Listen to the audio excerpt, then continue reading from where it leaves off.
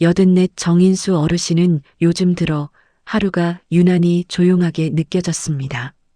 아내가 떠난 지 9회가 흘렀지만 식탁 맞은편 빈 의자에 남아있는 그 고요함은 여전히 익숙해지지 않았지요. 어느 날 저녁 반찬 몇 가지를 조용히 앞에 놓고 숟가락을 들던 순간 문득 이런 생각이 스쳐 지나갔습니다. 내가 오늘 하루 동안 누구하고도 말을 안 했구나. 그 깨달음은 누가 소리를 지른 것도 아닌데 가슴속에서 쿵 하고 울리며 인수 어르신을 잠시 멈춰 세웠습니다. TV에서는 뉴스 앵커의 목소리가 흘러나오고 있었지만 그 소리가 더 이상 벽을 넘어 마음 안으로 들어오지 않았습니다. 그저 조용했습니다. 너무도 조용해서 한동안 움직일 수 없을 만큼. 그날 밤 인수 어르신은 방 한가운데 놓인 작은 화분을 바라보며 오래된 질문 하나를 떠올렸습니다. 나는 앞으로도 이렇게 살아갈 수 있을까? 이 질문은 두려움이 아니라 마치 마음이 건네는 조용한 신호 같았습니다. 지금 조금 바뀌어야 한다는 아무도 대신 들어줄 수 없는 내면의 목소리. 나이 든다는 것은 흔히 몸이 먼저 늙는 일로 생각되지만 사실 마음이 먼저 고요해지고 고요가 외로움으로 번질 때 비로소 삶의 균열이 시작됩니다. 그리고 그 균열은 어느 날 갑자기 몸까지 무너지게 만들지요. 우리는 흔히 말합니다. 나이 들어 외로운 건 어쩔 수 없지. 하지만 정말 그럴까요? 인수 어르신은 그날 밤 조용히 깨달았습니다. 외로움은 피하는 것이 아니라 마주하고 길들여야 하는 감정이라는 걸. 내 마음을 내가 돌보지 않으면 몸도 삶도 금세 흔들려 버린다는 걸요. 오늘 영상에서 저는 정인수 어르신의 하루에서 시작된 이 작은 흔들림이 어떻게 그의 인생을 바꾸어 갔는지, 그 변화가 우리 모두에게 어떤 답을 주는지 차근히 이야기해 드리려 합니다. 본격적으로 이야기 시작하기 전에 고운빛지혜의 따뜻한 이야기들이 앞으로도 당신의 하루를 오래오래 밝혀드릴 수 있도록 구독과 좋아요, 알림 설정 부탁드립니다. 여러분의 작은 클릭이 영상을 만드는 큰 힘이 됩니다. 그럼 이제 인수 어르신의 마음속에서 처음 울렸던 그 조용한 신호, 그 순간부터 함께 걸어가 볼까요? 어느 날 저녁 정인수 어르신은 먹던 숟가락을 살짝 내려놓았습니다. 반찬은 평소처럼 단정히 차려져 있었고 TV에서는 뉴스 속보가 떠들썩하게 흘러나오고 있었지만 그 소리가 더는 마음 안으로 들어오지 않았습니다. 그저 방 안의 공기가 유난히 무겁고 조용하게 느껴졌지요. 그때 깨달은 사실 하나. 오늘 한마디도 말 안 했네. 사람이 하루 종일 말 한마디 안 하고 살아도 당장은 아무 일도 일어나지 않습니다. 그런데 이상하게도 그 고요가 하루가 아니라 이틀, 그리고 사흘로 넘어가면 마음속 어딘가가 미세하게 갈라지기 시작합니다. 인수 어르신이 느낀 것도 바로 그 조용한 그러나 날카로운 틈이었습니다. 방 구석에는 아내가 생전에 키우던 작은 화분이 놓여 있었습니다. 몇 년째 그 자리에 그대로 있는데 이상하게도 그날따라 유독 쓸쓸해 보였습니다. 사람이 외로움을 느끼는 건 함께할 사람이 없어서가 아니라 자기 자신과 멀어진 순간입니다. 인수 어르신은 그 사실을 그날 아주 조용히 깨달았습니다. 잠자리에 누워서도 가슴 언저리가 묘하게 허전했습니다. 이 감정을 설명하자면 마치 방 안에 따뜻한 등이 꺼져버린 것 같은 느낌. 빛이 사라지면 그 어둠이 견딜 수 없이 깊어지는 순간이 오지요. 내가 왜 이렇게 조용해졌을까? 자신에게 던진 질문은 그동안 외면했던 마음의 문을 천천히 열었습니다. 아내가 떠난 뒤로 인수 어르신은 잘 지내는 척하는데 익숙해져 있었습니다. 아들에게 걱정을 끼치고 싶지 않았고 친구들 앞에서도 약한 소리 하기 싫어. 늘 씩씩한 척하며 버텼습니다. 그런데 척하는 마음은 어느 순간부터 마음속 벽이 되어 자기 자신에게조차 솔직할 수 없게 만듭니다. 그리고 벽 뒤에는 말하지 않은 외로움, 말할 곳 없는 슬픔, 말없이 지쳐버린 감정들이 차곡차곡 쌓여가게 되지요. 다음 날 아침, 인수 어르신은 평소보다 조금 일찍 깼습니다. 희한하게 잠이 뒤척여진 밤이었거든요. 창문을 열고 차가운 아침 공기를 들이마시자 문득 이런 생각이 스며들었습니다. 내가 나한테 너무 무심했구나. 혼자 살아도 괜찮다고, 난 강하다고 스스로에게 말을 해줘야 했는데. 그날부터 인수 어르신은 아주 소박한 연습을 하나 시작했습니다. 바로 자기 자신에게 말 걸기. 아침 커피를 따르며 오늘은 뭐 해서 시간을 보내볼까? 산책을 나가기 전 다리가 조금 무거운데 그래도 천천히 한번 걸어보자. 저녁 밥을 차리며 옛날에는 아내가 김치를 이렇게 썰었는데 그래도 내가 할 수 있네. 남이 들으면 별것 아닌 독백이지만 그 작은 말들이 인수 어르신의 마음에 작은 등 하나씩을 켜주었습니다. 혼자 밥을 먹는 시간이 조금 덜 쓸쓸해지고 혼자 TV를 보는 시간이 조금 덜 외로워지고 혼자 있는 방의 공기가 조금 덜 차갑게 느껴졌습니다. 그리고 또 하나, 취미를 하나 갖고 싶다는 마음이 오랜만에 마음속에서 저절로 솟아났습니다. 인수 어르신은 스마트폰으로 작은 것들을 찍기 시작했습니다. 아침 햇빛, 화분의 새싹, 식탁 위에 놓인 김치 한 접시까지 사진을 찍는 동안 어르신은 지금 여기 있는 나를 조금씩 다시 느꼈습니다. 이 작은 기쁨이 외로움의 벽을 천천히 녹여가는데 큰 힘이 되었지요. 정서적 독립이란 누군가와 함께하지 않아도 괜찮은 상태가 아니라 혼자인 나를 내가 따뜻하게 붙잡는 상태입니다. 내 마음을 내가 들여다보고 내 감정에 내가 먼저 손 내밀어 주는 것. 그럴 때 혼자 있어도 마음이 무너지지 않습니다. 오히려 고요함 속에서 자신을 더 깊이 이해하게 되지요. 그리고 마음이 이렇게 조금씩 단단해지기 시작하면 삶의 또 다른 영역에서 또 하나의 중요한 신호가 울립니다. 그 신호는 이번에는 몸에서 옵니다. 인수 어르신이 그 신호를 처음 느꼈던 날은 아주 뜻밖의 순간이었지요. 인수 어르신에게 혼자 사는 마음의 고요함을 조금씩 붙잡아가는 시간이 찾아오던 참이었습니다. 자기에게 말을 걸어보는 작은 연습을 하면서 외로움의 무게도 조금씩 줄어들어가는 듯하던 어느 날, 이번엔 몸이 아주 조용한 신호를 보내기 시작했습니다. 그날 아침은 평소와 다르지 않았습니다. 인수 어르신은 늘 하던 대로 물을 끓일 요량으로 전기포트를 들었습니다. 그런데 손바닥이 미세하게 떨렸습니다. 예전에는 가볍게 들던 포트가 왠지 손 안에서 더 무겁게 느껴졌습니다. 포트가 턱하고 싱크대에 부딪히는 소리가 방 안에 꽤 크게 울렸습니다. 그 소리에 어르신 스스로도 깜짝 놀랐지요. 이상하게 힘이 빠졌네. 이 말을 내려놓는 순간 가슴 어딘가가 쿡 하고 아리듯 아팠습니다. 그동안 외로움에 신경 쓰느라 정작 몸이 보내는 작은 신호는 놓치고 있었던 거죠.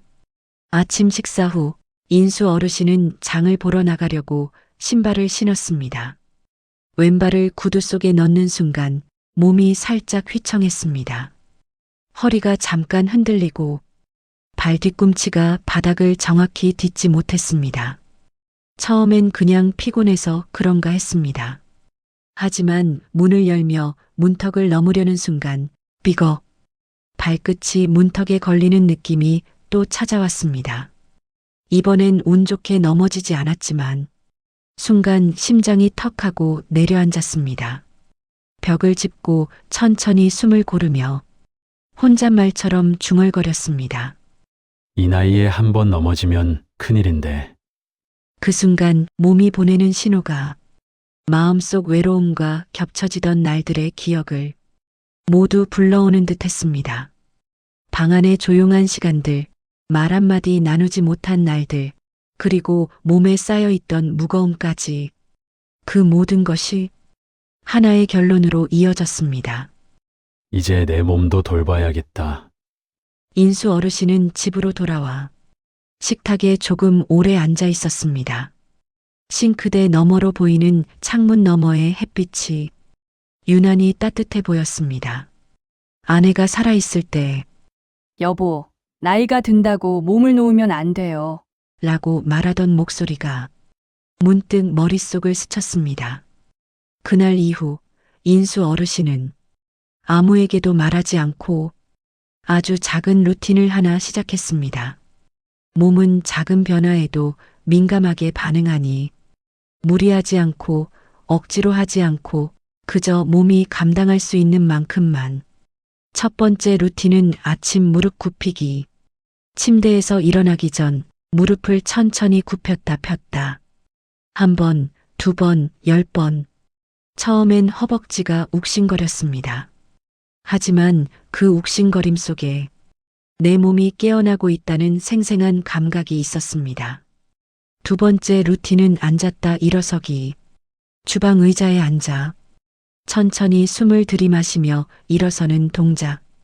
처음엔 무릎이 덜컥거려 손잡이를 꽉 잡아야 했지만 며칠이 지나니 손잡이를 잡는 힘이 조금씩 줄어들었습니다. 어느 날은 아, 내 몸이 다시 배우고 있구나. 이런 생각이 들어 스스로도 놀라며 웃음이 나기도 했습니다. 세 번째 루틴은 6분 산책. 많은 사람들이 대단한 운동을 해야 한다고 생각하지만 노년의 몸은 작은 움직임에서부터 자기 리듬을 되찾습니다. 인수 어르신은 우선 집 앞 골목만 돌기로 마음먹었습니다. 6분이면 충분했습니다. 6분 걷고 다음 날엔 8분, 그 다음엔 10분, 조금씩 아주 조금씩 늘려갔습니다. 천천히 걷는 동안 마음과 몸이 서로 대화를 나누는 듯 했습니다. 그래, 인수야. 조금 늦어도 괜찮다. 천천히 다시 해보자. 그리고 어느 날 아침 뜻밖의 변화가 찾아왔습니다. 집 앞 계단을 오르며 그동안 꼭 잡고 올라가던 손잡이를 잡지 않았다는 걸 지나고 나서야 깨달은 것입니다. 숨도 덜 차고 무릎도 덜 흔들렸습니다. 아, 이게 가능하네. 내가 다시 할 수 있네. 그날 인수 어르신은 누구에게도 말하지 않았지만 오랜만에 깊고 단단한 자신감을 느꼈습니다. 몸이 조금씩 움직이는 만큼 삶이 다시 움직이기 시작한 느낌.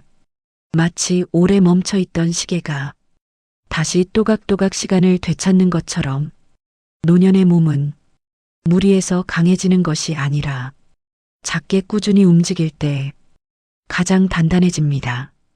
그리고 그 작은 움직임이 넘어짐을 막고 삶의 독립을 지켜주는 가장 중요한 기둥이 됩니다.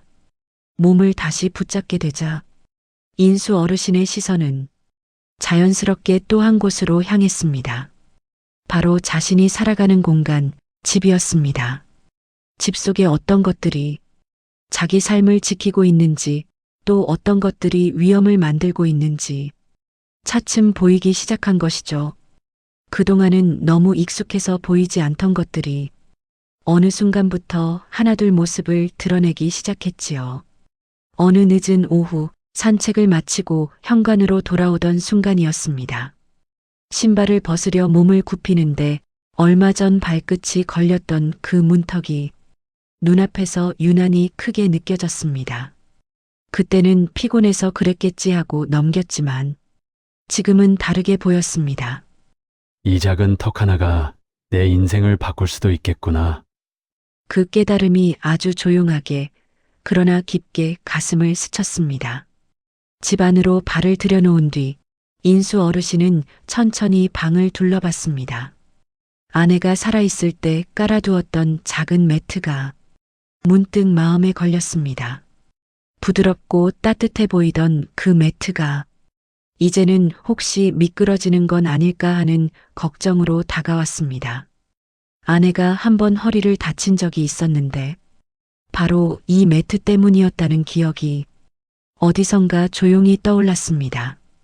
욕실 문 앞에 섰을 때는 바닥 타일이 평소보다 더 반짝거리는 것처럼 보였습니다. 낮에는 빛이 반사된 거라고 넘길 수 있었지만 밤에는 그 반짝임이 마치 한 번의 실수를 기다리는 듯 위험해 보였습니다. 내려앉는 비누 거품 하나에도 내 몸이 감당하지 못할 수도 있겠구나. 그 생각이 마음속에서 묵직하게 울렸습니다. 그날 밤 인수 어르신은 화장실에 가려고 일어나다 집안의 어둠과 마주했습니다. 예전에는 밤길이 익숙했지만 몸이 흔들렸던 순간이 몇 차례 이어지고 나니 그 어둠은 단순한 어둠이 아니었습니다. 한 걸음 한 걸음 디딜 때마다 바닥이 낯설게 느껴졌고 손을 내밀 곳이 아무데도 없어 보였습니다. 그때 처음으로 어르신은 마음속 깊은 곳에서 이런 말을 듣는 듯 했습니다. 집이 나를 지켜줘야 하는데 어느새 내가 집을 지키고 있구나. 다음 날 아침 인수 어르신은 서랍을 천천히 열었습니다. 아들리가 사다 놓고 간 미끄럼 방지 스티커가 봉지째 그대로 남아 있었습니다. 그냥 나중에 붙여야지 하고 머릿속 어딘가에 묻어두었던 것들. 그날은 도무지 다시 넣어둘 수 없었습니다.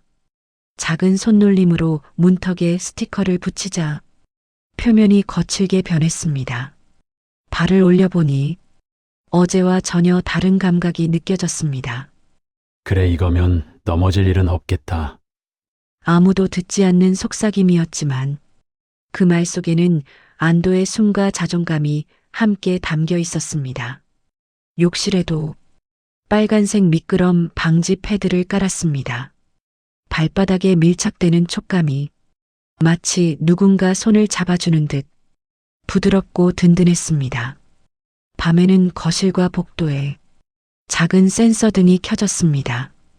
불빛이 벽을 타고 퍼질 때 인수 어르신은 묘하게 숨이 놓이는 걸 느꼈습니다. 어둠 속에서 혼자가 아니구나. 그 작은 빛이 집안에 따뜻한 호흡을 불어넣는 것만 같았습니다. 그러다 문득 싱크대 위 높은 선반을 바라보게 됐습니다. 아내가 살아있을 땐 별 생각 없이 그곳에 올려두었지만 이제는 팔을 뻗는 동작 하나에도 떨림이 생긴다는 걸 느끼고 있었지요. 인수 어르신은 의자를 가져와 선반 위에 있던 물건을 하나하나 꺼내 허리 높이로 재배치했습니다. 이건 역시 어떤 거창한 작업이 아니라 단순한 정리였지만 그 안에는 앞으로의 나는 내가 지킨다는 조용한 의지가 자리하고 있었습니다. 집안은 그렇게 조금씩 그러나 분명하게 변해갔습니다.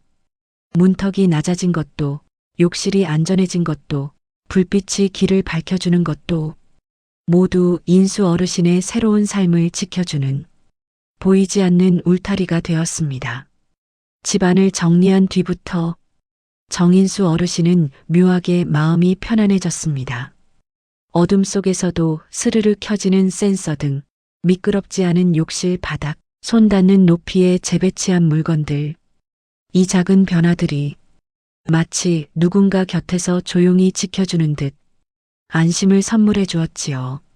몸이 버티고 마음이 흔들리지 않고 집이 나를 지켜주고 있다는 느낌이 들자 인수 어르신은 그동안 외면해왔던 살아가는데 꼭 필요한 또 하나의 영역을 더 이상 피할 수 없게 되었습니다.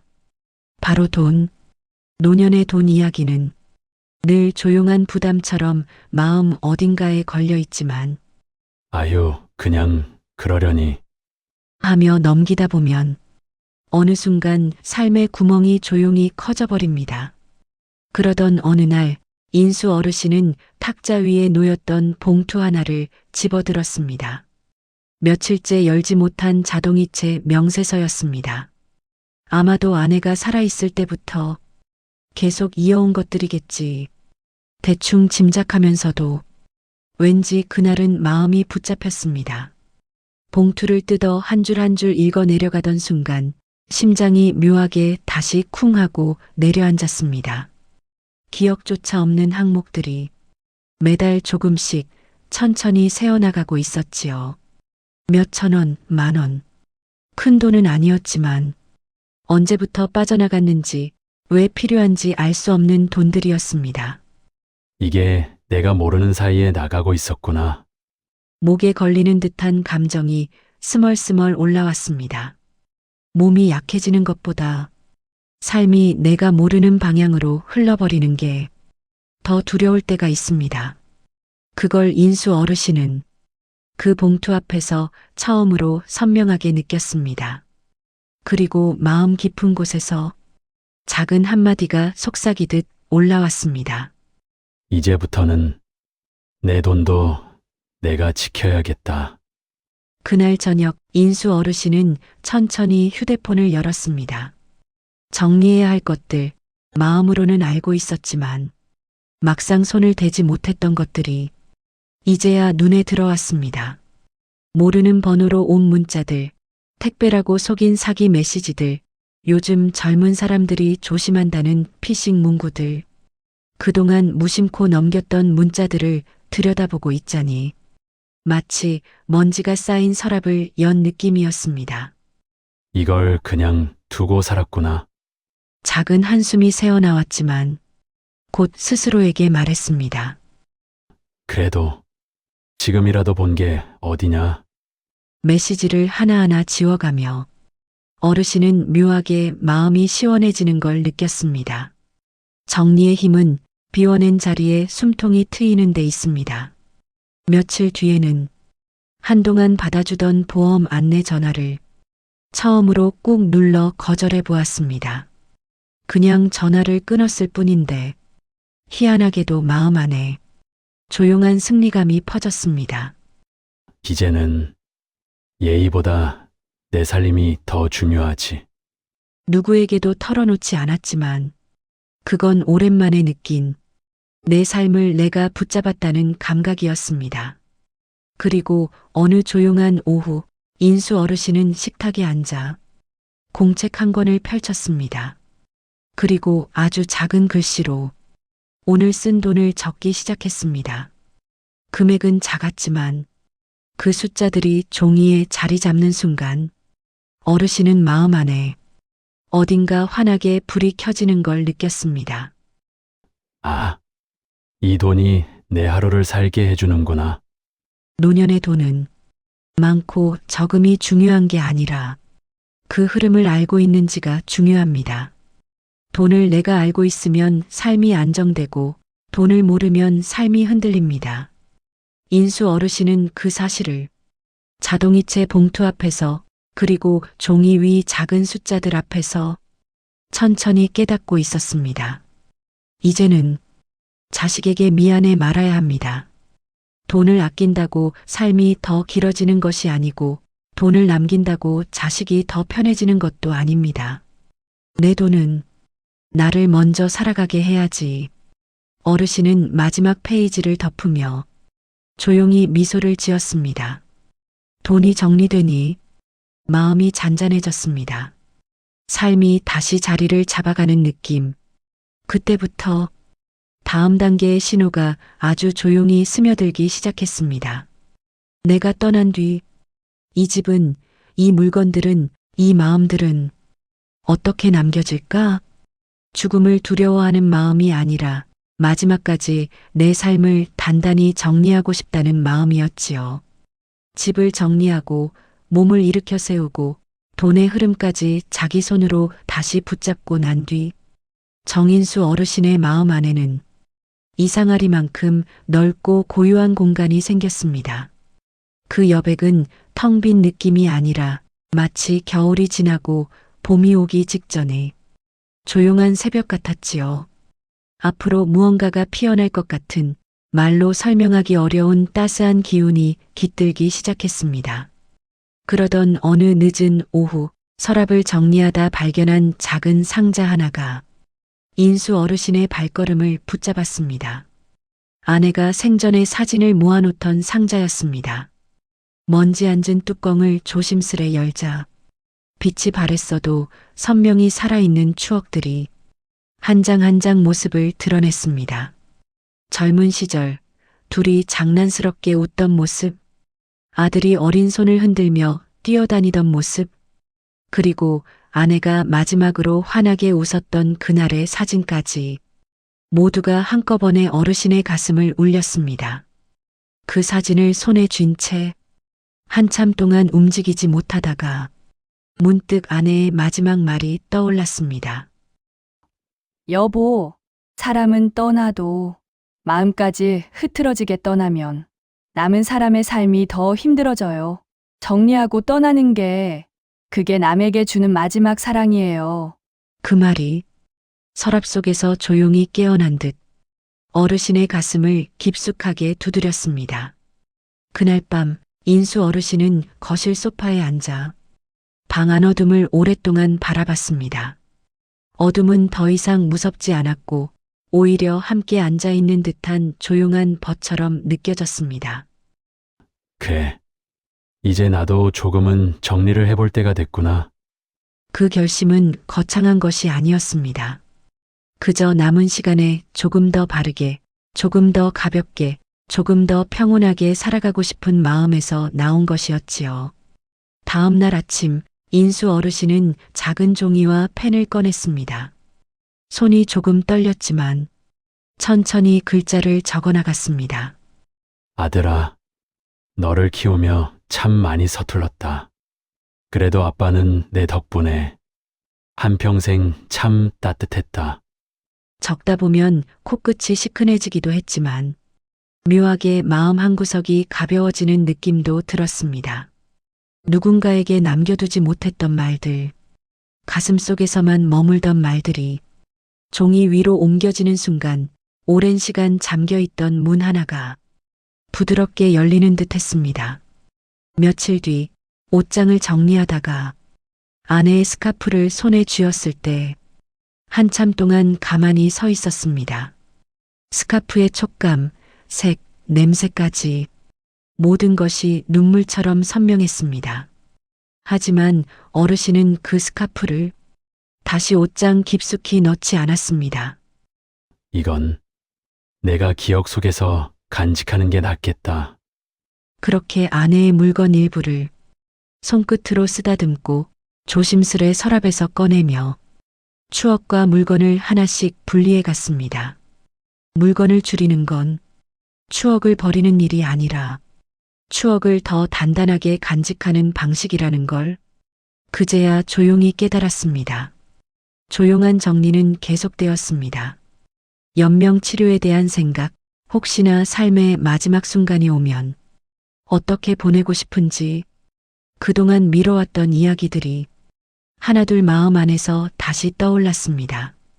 병원에서 상담을 받고 돌아오는 길, 인수 어르신은 유난히 따뜻한 햇빛 아래 서 있었습니다. 이상하게도 마음이 무겁지 않았습니다. 살아갈 날들이 줄어든다는 생각보다 남은 날을 더 귀하게 쓰고 싶다는 마음이 가슴 깊은 곳에서 조용히 솟아나고 있었기 때문입니다. 밤에 창밖을 바라보던 어느 날 어르신은 아주 조용히 이렇게 중얼거렸습니다. 죽음을 생각하니 사는 게 더 또렷해지는구나. 그 말은 두려움의 고백이 아니라 삶을 사랑하는 마음의 고백이었습니다. 죽음을 준비하니 오늘이 더 선명해지고 작은 순간들이 더 빛나고 숨쉬는 것조차 감사해졌습니다. 정인수 어르신의 삶은 죽음을 말하며 끝나지 않았습니다. 오히려 죽음을 정리하고 나서야 비로소 살아있다는 감각이 더 깊고 고요하게 다가왔습니다. 그리고 이 깨달음은 그의 마지막이 아니라 또 다른 시작이 되었습니다. 정인수 어르신의 하루는 처음엔 외로움에서 시작되었습니다. 말 한마디 들리지 않는 조용한 저녁, 가슴에 스며들던 씁쓸한 고독. 그 작은 흔들림이 몸의 경고로 이어지고 집의 위험을 발견하게 만들고 삶의 경제까지 다시 돌아보게 만들었습니다. 그리고 마침내 죽음마저도 담담히 바라볼 수 있는 용기로 이어졌지요. 하지만 어르신의 이야기는 결코 죽음에 머물러 있는 이야기가 아닙니다. 오히려 그 반대입니다. 죽음을 준비하고 나니 오늘이 더 또렷하고 남은 시간이 더 귀하게 느껴졌습니다. 조용히 눈을 뜨는 아침, 식탁 위 햇살, 창밖 바람, 골목에서 들리는 아이들의 웃음. 모든 것이 새삼스럽게 살아있음을 알려주는 순간들이 되었지요. 노년이 불행해지는 이유는 몸이 늙어서가 아니라 준비하지 않은 채 시간이 밀려오기 때문입니다. 반대로 마음을 돌보고 몸을 깨우고 집을 지키고 돈의 흐름을 스스로 잡고 삶의 마지막까지 조용히 정리해 둘 수 있다면 그 사람의 눈빛은 나이와 상관없이 맑고 단단하게 빛납니다. 정인수 어르신이 걸어온 이 길은 누구에게나 어렵지 않은 길입니다. 오늘 당신이 단 한 가지라도 선택할 수 있다면 그건 이미 삶을 지키는 첫걸음을 내딛고 있다는 뜻입니다. 천천히 해도 좋고 쉬어가도 괜찮습니다. 중요한 건 지금 여기서 나를 돌보기로 결정하는 그 마음입니다. 앞으로도 지혜꽃은 당신의 노년이 좀 더 가볍고 좀 더 편안하고 좀 더 따뜻하도록 늘 곁에서 함께 걸어드릴게요. 이 이야기가 오늘 당신의 마음에 작은 등불 하나가 되어 남은 시간을 더 사랑하게 만들기를 바랍니다. 그리고 어르신들의 삶에 작은 힘이 되어드리기 위해 고운빛지혜의 이야기들이 앞으로도 계속 닿을 수 있도록 구독과 좋아요, 알림 설정을 눌러주세요. 여러분의 작은 클릭이 영상을 만드는 큰 힘이 됩니다. 이제 당신의 내일도 부드럽게 빛나길 응원합니다. 시청해주셔서 감사합니다.